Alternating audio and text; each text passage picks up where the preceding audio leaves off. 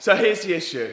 Lamborghini will sell us parts for the Urus, but what they won't do is tell us how to fit them. Lamborghini will only give repair procedures to their approved body shops, and guess who they are? Lamborghini. So I can buy all the parts to fix the Urus, but I've got to work out how to properly fit them myself. That's 111. Now before we do any structural work, we've got to take some measurements. Yeah, that's it, innit? That's it. Oh my God. In the last video, we got the engine out of the Urus. Yeah, boy! To see how far back the chassis was damaged. And because we're unable to get the measurements for a Lamborghini Urus, we managed to get the measurements for an Audi Q7 because they should be based on the same chassis. 470 millimeters. 470. But when we measured it from point to point, it seems that the right-hand side chassis leg was completely out. So on this measurement here, it was telling us to measure from B to B there, which is there, to that mountain in there.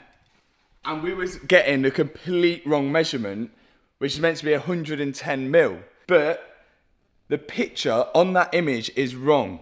That is incorrect, and it says on here, diagonal distance between subframe attachment points. And the subframe attachment point is there and there. And what do you know? 1,110 millimeters.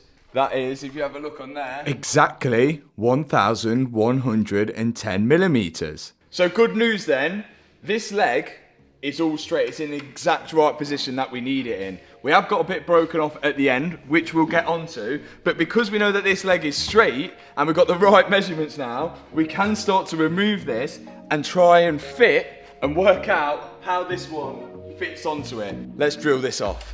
Now we think underneath all this seam sealer are these special screws like this, which are like self-tapping screws almost. You can see the other side of them here. So first thing I'm gonna do is start wire brushing off all of the seam sealer so then I can access these special bolts. Now these require a special tool to get off, which I don't have, so instead I'm grinding a slot into them and then I can slide my screwdriver in and loosen them. They're not even that tight. Now we know how to get them out. We've just got to repeat that process a lot more times. I'm stuck in space. It seems like this chassis leg is just held in with these bolts and panel bond. Minion. So whilst I was doing one side, my dad was cracking away at doing the other one. And by us taking this apart, we can work out how this sim will go back together. And so far, there's no welding involved at all. Toss my body up and down on the way. Okay, they're out. This is panel bonded to this. And this is panel bonded to this. So, to separate it, if we heat it up, Jack taught us this, if you heat it up, it melts the panel bond. Then we should be able to wedge our little thing in there. You see it separated from the panel? Then my dad's gonna stand on this and it's all gonna come out. Whoa! Out comes the heat, and you can actually hear the panel bond crack once it loses its strength. Then I can wedge my chisel in between the strut tower and the chassis leg. And to be honest, it wasn't really that hard to separate the two. This aluminium is really soft. And out comes the hammer.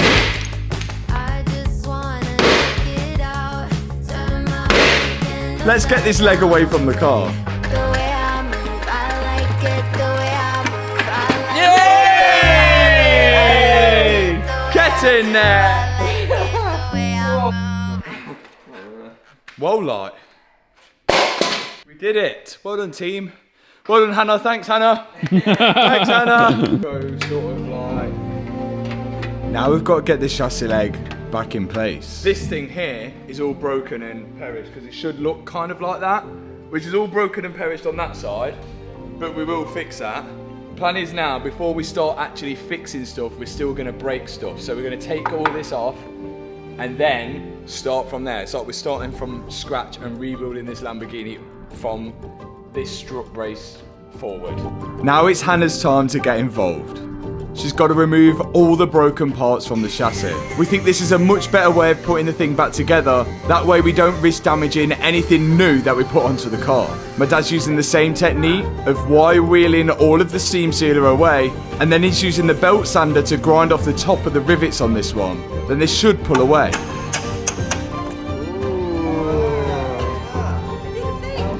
Then with the bolts at the front, they're using the same technique as well. Grind a slot into them, then use the flat-headed screwdriver to loosen them all out. There's damage to a few parts of the chassis on this left-hand side, but they're hoping to keep a lot of it in place. That way it's easier to line up the new parts, because they can use the old parts for a reference. Wow. Then my dad's going to make sure everything's nice and clean, ready for the installation of all of the new parts. This is it, the big moment. I've got the leg and I've cleaned up all the parts where panel bond is going to go on. We need to clean it up a bit better, but for now we've just got it roughly in. What the plan to do is now is we're going to slide it in, measure it up and make sure it all lines up. Of course, Lamborghini are not sending us the measurements, so we're going to be using Q7 measurements and hopefully it will all line up. So we'll see how far away we are.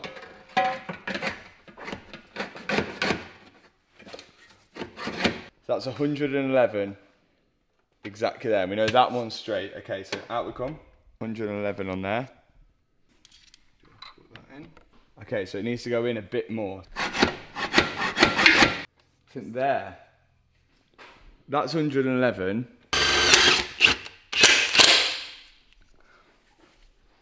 That's how you fit a chassis leg, everyone. When we was happy with where the chassis leg was sitting, we put a few self-tapper screws just to hold it into place. Then double and triple checked all the measurements we could. Right, now just see if that fits in that other one. Other one. Because if it don't, then there's a problem. Oh, Yeah? back there. Yeah? I think that's all right. I think that's good. We're pretty confident that's in the right place then, yeah? Oh, yeah, as much of mechanic knowledge I have, that's right. Okay. Fit cover plate, drill holes to 6.8 millimeters for pop rivets. Why are you still wearing those glasses? Safety. Time to drill the holes for the rivets. Oh, there we go. And that's in. Remember, we've never done this before, but from my previous experience with rivets, the key is to drill the hole and then slide the rivet in place. That way we can be sure that the panel doesn't move when we go to drill the next hole. Now personally, I don't think the rivets actually add too much to the structure. I think the rivets are just there to squash the existing panel onto the chassis leg, which helps the panel bond set nicely. And it's actually the panel bond which holds most of the structure of the car, which is crazy to think. Once all the holes for the rivets have been drilled out, we've then got to pull the chassis leg back out. Wahey! We need to make sure all this is nice and clean, so we've got to panel wipe it all down, panel wipe the inside there, then we get the glue out. Yes, it's glued in. Apply body adhesive or adhesive to entire riveting area using double cartridge gun. Guess what, baby? This is the panel bonding. B part, A part, and they mix together in this tube. This is super strong panel bond, and we've used this stuff before on the BMW M5 that we've rebuilt and one of the Porsches. And it's vital now that we keep the area clean and we spread the panel bond all over the panel. Then we can slide it back into place. Oh, it's on the head line. That's right way up. Oh, it's like Gunge off CBBC. Now we only have a short period of time to put in all the rivets back into the holes that we've just drilled out. Then we can use the rivet guns to snap them in place. We've got to rivet them in, let's go!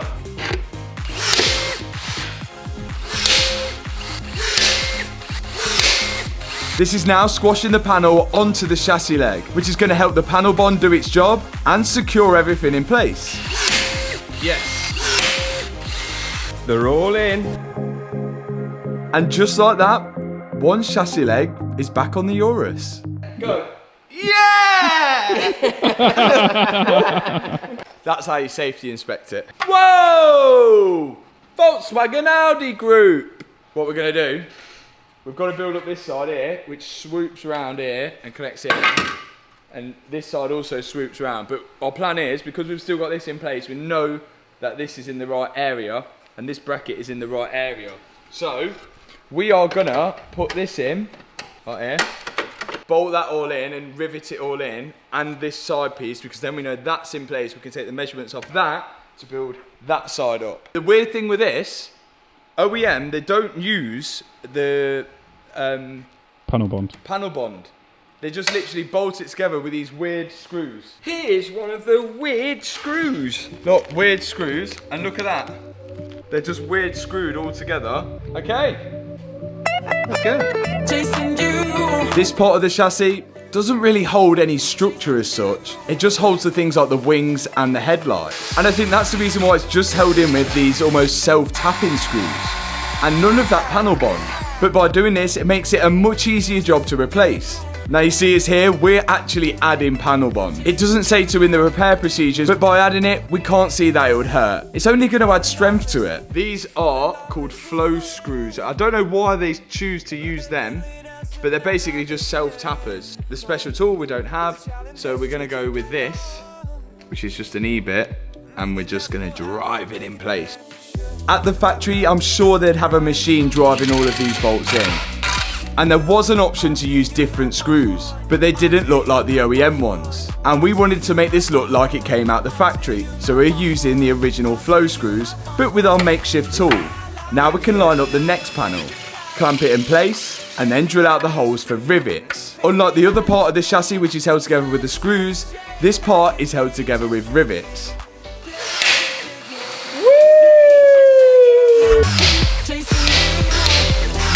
And we've got to do the same procedure as before. Drill out the hole, slide the rivet in, then use the gun to snap it off. And as easy as that, that's the front part of the chassis replaced.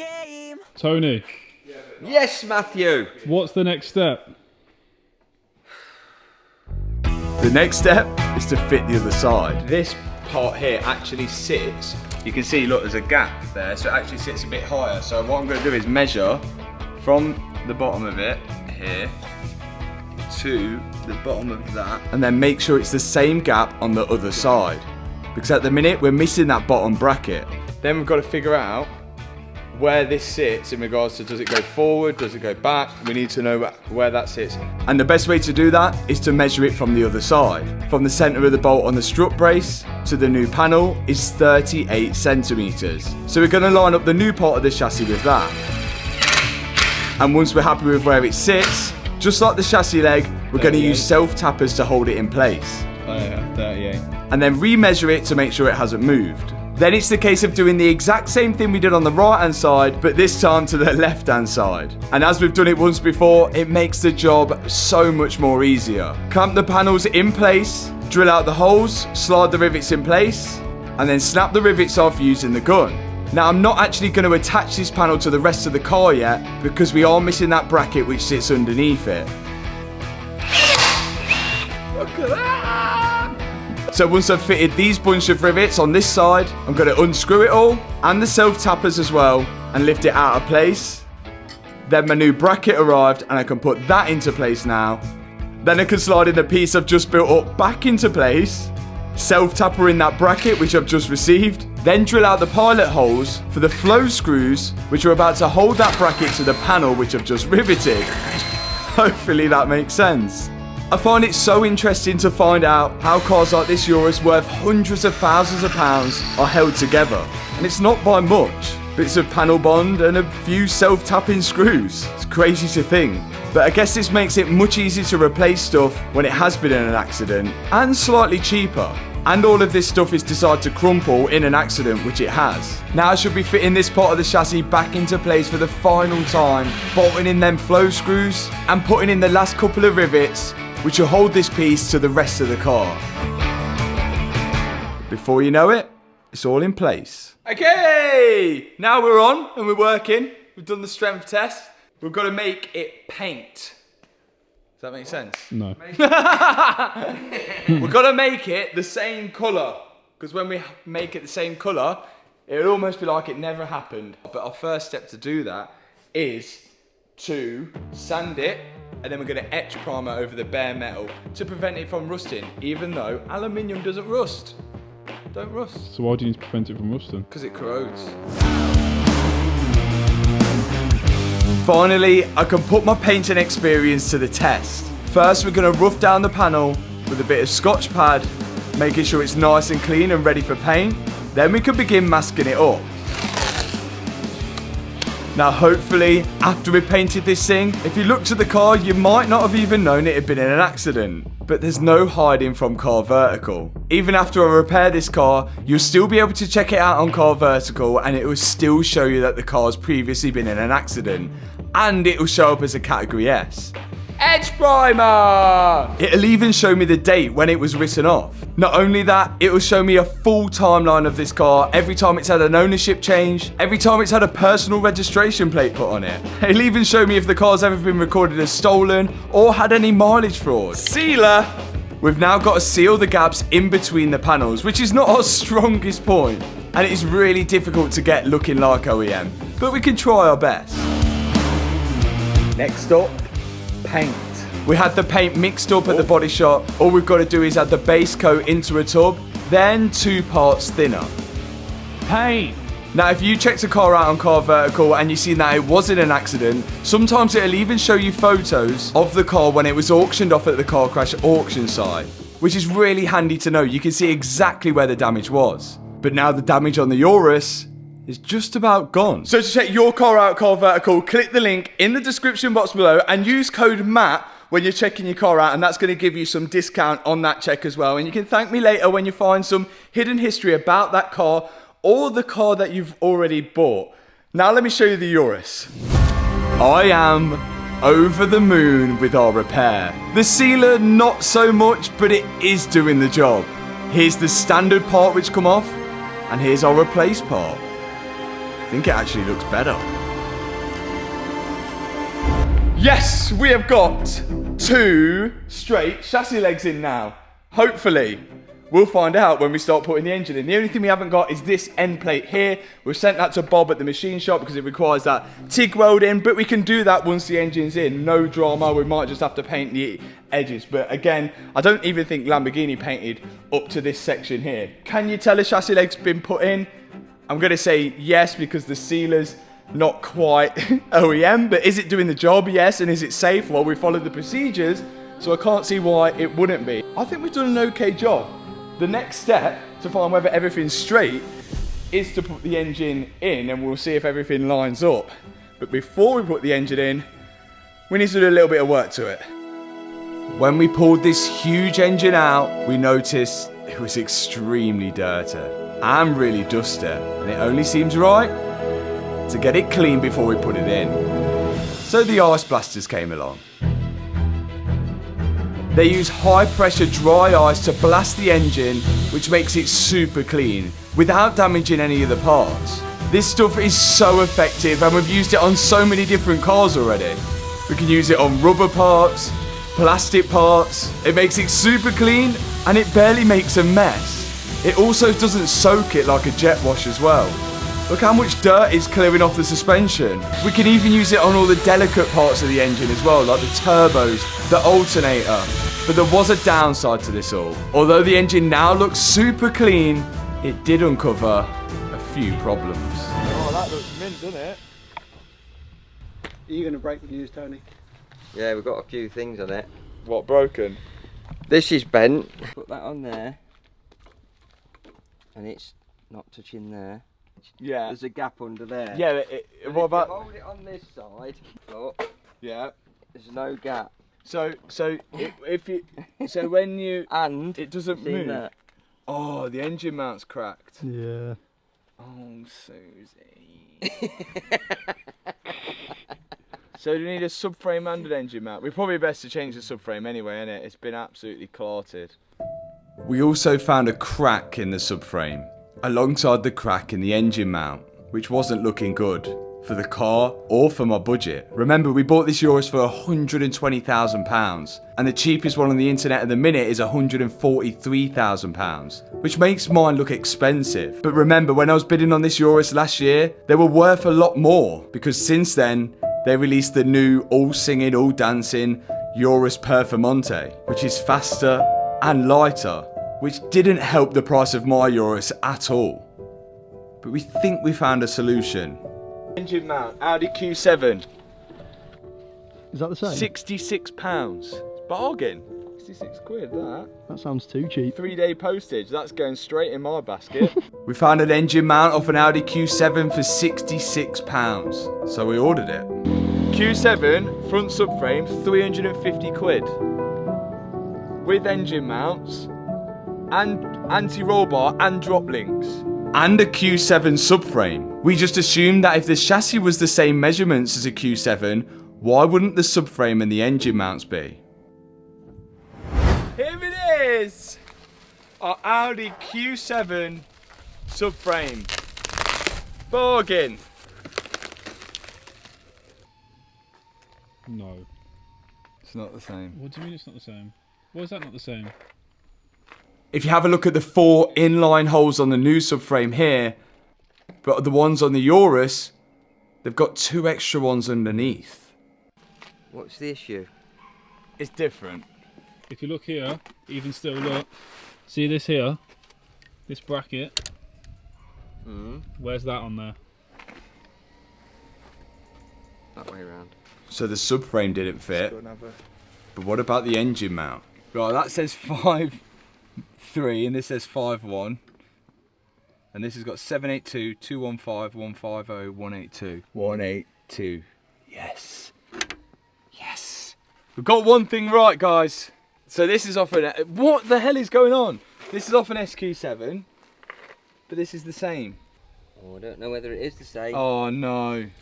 Is it the wrong side? Oh, it's not the same. Oh. No, can you see that? So we can't put it in. That bolt is in line with the sensor, look. Right. Have a look at that. There's the sensor. Oh, is That it going bolt's at the back? Oh no. We found out I ordered an engine mount for the right hand side, not the left hand side of the engine. And then we found out why I ordered it. Is this one What's cracked? happened? So we were thinking that it's this side that we need to replace. Oh, yeah. But it's actually that side, because that side's cracked. But this side's also cracked. So they're both broken. This one's cracked here, look. On the outer side. And then, come round here. And that one's also cracked there. Oh. Okay. So we need another one now then. Another engine mount. Another subframe. And another subframe. We have finally got a solution. This is another one. This was £700.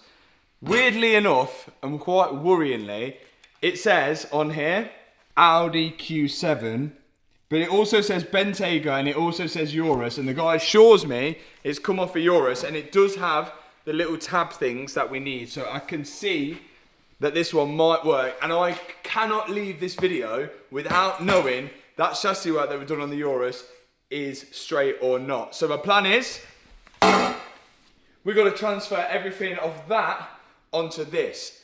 We can't quite put the engine in at the minute because we don't have the parts to fix the engine, so my plan is just to get everything off that apart from the engine and get it on there, including the suspension, and we should have a rolling Urus by the end of it, providing the chassis straight and the subframe actually fits. Let's transfer everything off that onto this. This is going to be a big job. Let's go.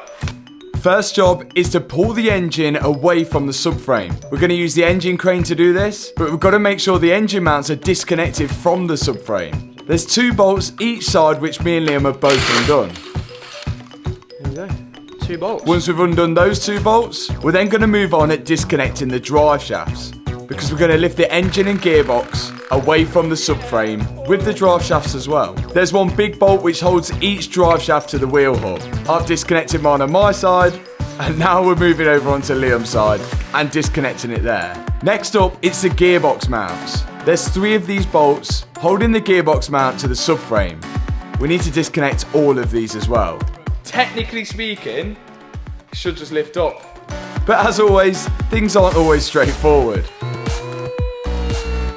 There was one more bolt. Instead of trying to get to this bottom bolt because it's underneath, what we're going to do is undo this bolt here, which goes through the engine mount, which is just in there. That should drop the subframe down and hire the engine up. Plan A didn't work, but I'm sure Plan B will. Once we've unscrewed this huge bolt each side of the engine mount, we can now lift the engine crane up, which will separate the engine and gearbox away from the subframe. And finally, we have the subframe and all the suspension separated from the engine. Subframe's out. It's a good job we didn't try and get that bolt from underneath because it's there. So that is so dumb that would mean if you need to change your engine mount, it's basically an engine out job. Because how would you get to that bolt? When that's on top of it. Yeah, when the engine's on top of it. Why not put it underneath? That's a bit silly, isn't it? We now got to transfer all of this stuff which is connected to this subframe onto our brand new second-hand subframe. And then we can try and line it up to the car and see if it all's straight. So I'm excited. Now it's a long, tedious job of disconnecting everything off this old subframe and moving it onto the new one. That's both sides suspension, the steering rack, the under tray, and the huge anti-roll bar we've all got to get off this old subframe and leave it bare. And there's also damage to the steering rack, you can see here. Right, whilst we're here, we might as well replace this bent trap rod end and inner tie rod. Left. Oh, did that go? Yeah, boy, look at that, wibbly wobbly. It's out. This is what we've got. A new one from Volkswagen. Luckily, we think it's only damaged the inner tie rod and the trap rod end. So they're the two parts that we're replacing. Edge of the thread to the knot. Then Liam's measuring the threads on one side and matching them up to the other side so we can get it roughly in line. Then I can screw on the new outer tie rod. Of course the car will have to be tracked up afterwards, but if we can get it roughly straight, it's better than nothing. That is good. Everything is good. We can start building up this subframe to go onto the car now, which is really great news because that's what I've been dying to do. And if it doesn't line up after all of this, we've wasted our time.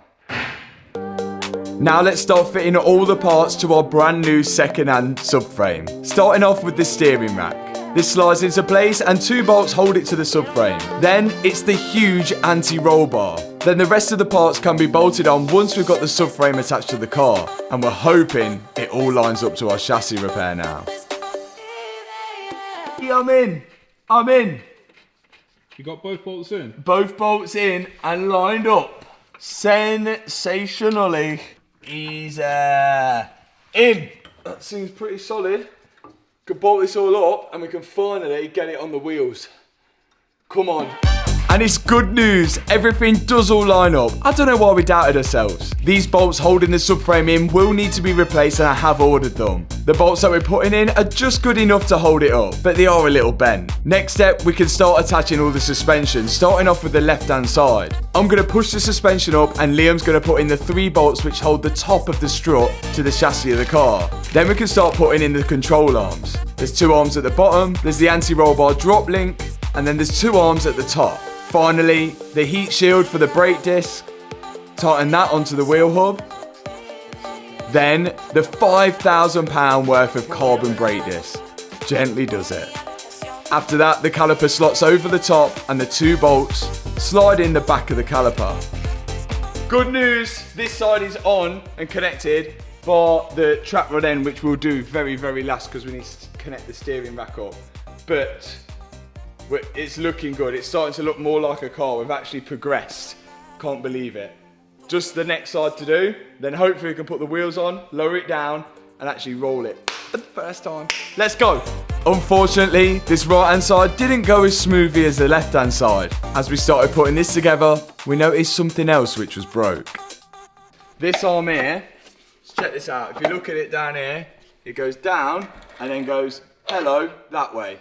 Now, come and look at the other one. Yeah, that's definitely bent. I think I've ordered one, but this bolt going across here is known as the death bolt because it's a steel bolt and it goes through an aluminium sleeve and they are really, really difficult to get out.